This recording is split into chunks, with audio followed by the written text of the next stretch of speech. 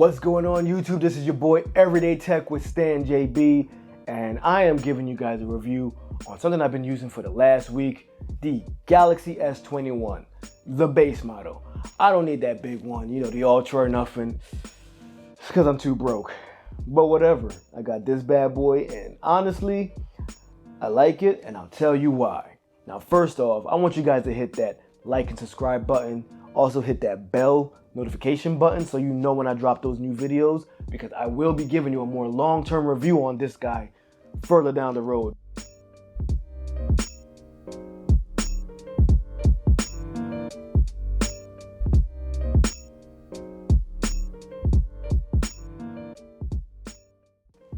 First off, I want to talk about the design of this guy.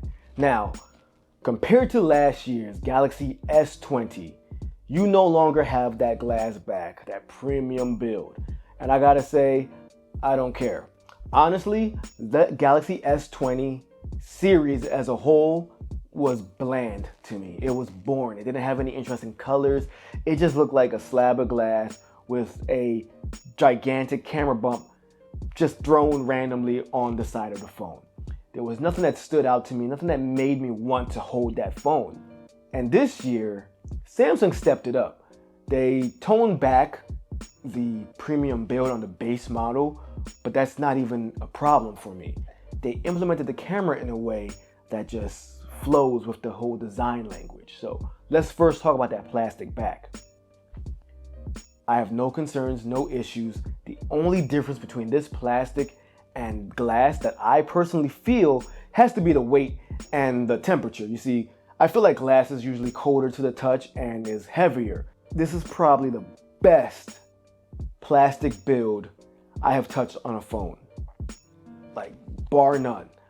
I don't know how Samsung did it. I've used their previous glassic phones and they felt cheap. This guy feels premium. Remember how good the Galaxy S20 Fan Edition felt, even though it was plastic? This is that, but better. And I love it. I love it. Not only that, just the size of it, how compact it is. It feels very comfortable in my hands. Now, for some people, it still may be a little bit large at 6.2 inches. I have bigger hands and I'm able to grip it and hold it super easily. I'm also happy it doesn't just jut out of my pants, making it look like I'm happy to see everybody that walks by. Now, the camera bump is another part where they improved by actually embracing the camera bump. Every other phone in the last year or two felt like they were trying to find a way to hide the camera. No one really figured it out. Samsung did this year. They actually, on the metal rails on the side of this phone, just have it curved into the camera to the point where the camera now feels like an actual part of my device. Before, it stood out. It felt like it wasn't supposed to be there. This guy feels intentional and purposeful, the way that camera just blends in. It's smooth, it's great, it has that nice camera housing, and on this model, it doesn't necessarily rock when it's on a table.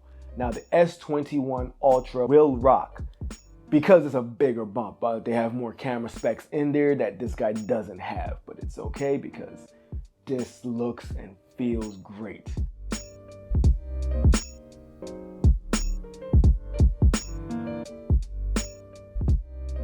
Now, when you turn this bad boy around, you get this big old beautiful screen. Once again, Samsung toned it back. So they no longer provide you with the Quad HD screen, which a lot of people were worried about. In fact, you only get a 2400 by 1080p screen on this device. This is a 6.2 inch device. You're not really going to notice 4K in every situation until you hit like YouTube and try to watch an MKBHD video in 4K or anything like that. But that's not a problem because this is still one of the best 1080p looking screens I have seen. It's super crisp, super clear, it's very bright. It still has that Samsung saturation, but it's not overdone like it was in previous iterations. It's bright, it's colorful, but still somewhat realistic. It just looks like you hit the saturation dial just a little bit. Not like previous phone where they just crank that sucker as much as they can. Nah, they toned it back and it looks really, really good. Not only that, it's a big screen and the hole punch is so small. I was worried that the hole punch would get in the way for me. I'm over it. It's nice. I usually prefer bezels because there's nothing in the way of the actual image on the screen. Just like the notch on my iPhone, that hole punch just goes away after you look at it for a little bit. In fact, when you're not even looking at a video or anything, it's more symmetrical. So for a lot of people, that middle hole punch is just the better option. And Samsung once again did a fantastic job. I cannot recall the last time Samsung botched the screen on a phone. They have been up here and competition has been like here. Yeah, no, that's it. They're the best. And they're always going to be the best until someone else steps up. And I don't see that happening anytime soon. I guess we just got to deal with it. Samsung's going to have the best screens for the time being.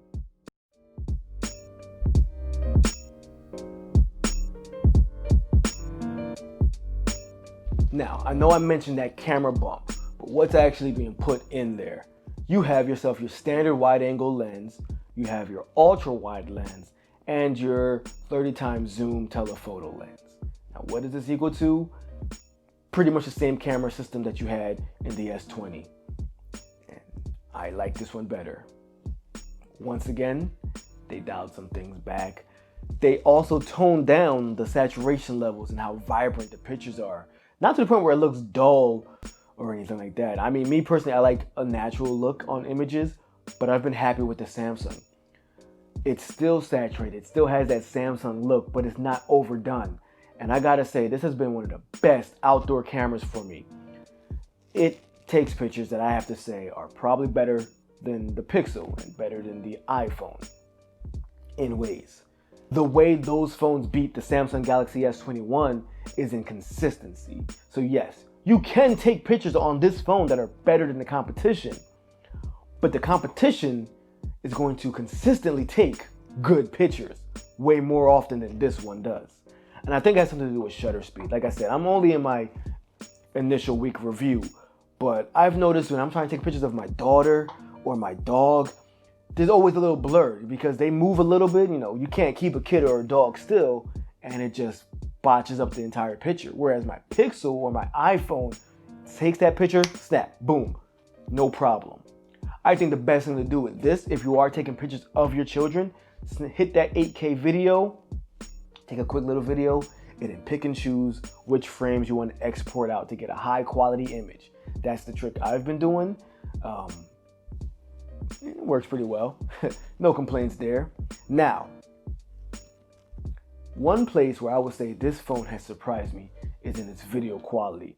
And I think I gotta throw that up to the Snapdragon 888 processor.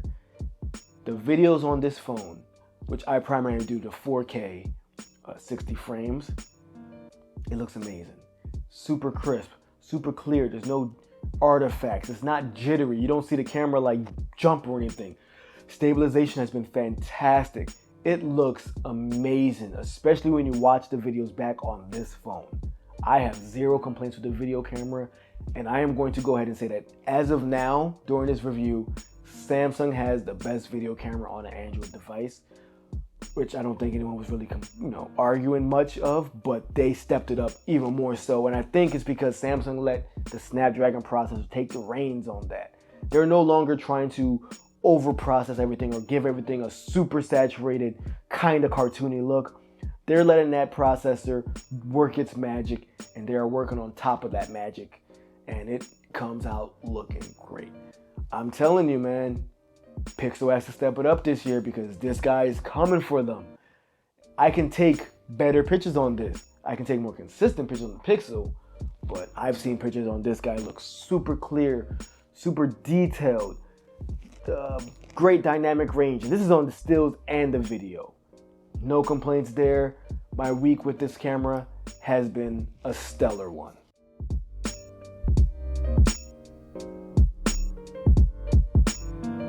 Now, I do gotta admit, one aspect of this phone that I wasn't too pleased with has to be the battery life. It's not awful or anything. I get about 5 to 6 hours of screen on time, but it feels shorter in my usage. And I'm thinking that it's that whole new device syndrome. It's a brand new toy, so therefore I'm using it a lot more than I would. Like I said, this is just my early review, so I'm gonna give it time and see if it changes. Now, When I check the screen on time, 5 to 6 hours doesn't sound too bad. It's just during the day I find myself having to top off in the middle of a work shift. And I think it might be me, or it could be the device just getting itself used to how I use it. There is the adaptive battery. So like I said, in my long-term review, I'm definitely going to readdress it. But as of now, I'm not impressed, man.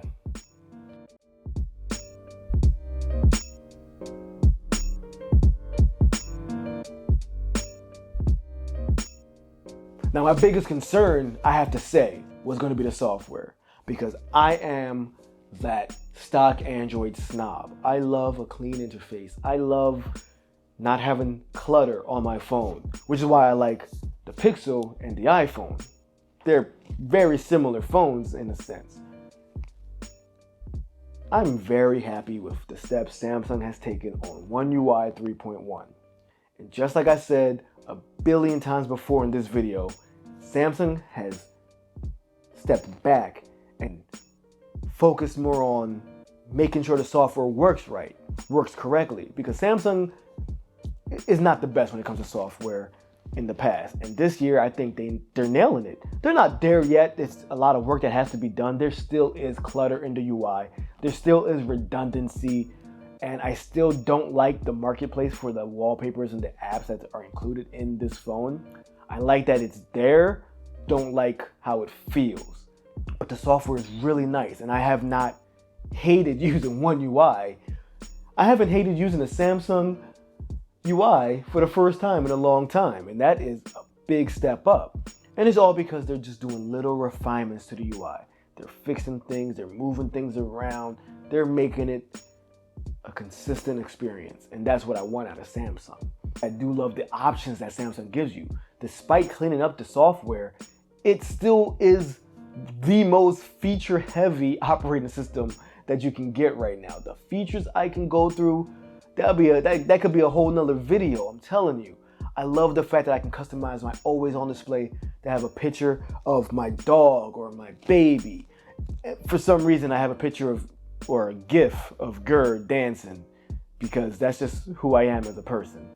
It's options like this that make me stick to Android. Despite liking iOS, I love the fact that Android opens the door for customization, and Samsung has been one of the manufacturers that definitely embraces options and customization, and they're nailing it. Now, with that, you do get some of the clutter that happens with Samsung UI, but like I said, they're working on it, and I actually enjoy using One UI 3.1. It's just working very well, and I'm happy with it. And that's something that I really want out of a phone. I can care less about the specs if my actual experience in the device is a pain. And Samsung has nailed both ends, hardware, and they're nailing the software. Give them some time. They're always updating One UI, and I can see it getting better and better. So I can wait for that. I honestly feel comfortable enough to wait to see what they put out next. And the experience using this guy for the first week, I recommend it. I love it. I like it. I didn't think I was going to like a Samsung phone as much as I did, because I've been kind of away from them for so long. And it's new, and they've changed enough to make this a good experience. So if you have the chance, definitely get this guy. I think some of those trade-in promotions are still going on.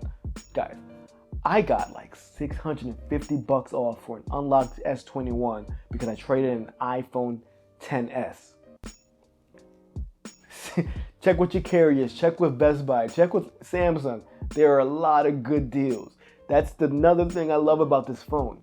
Not only did Samsung give us a stellar experience with this phone, but they dropped the price $200 and then had some of the best trade-in deals and promotions. Samsung absolutely nailed this launch, in my opinion, and they're winning back my trust. And if you get a chance to try this guy out, get this guy. And let me know what you feel about the phone and what you wish Samsung would have done with the base model. Till next time, this phone is an absolute banger. Pick it up if you get the chance, and I'll catch you next time for my long-term review. Peace.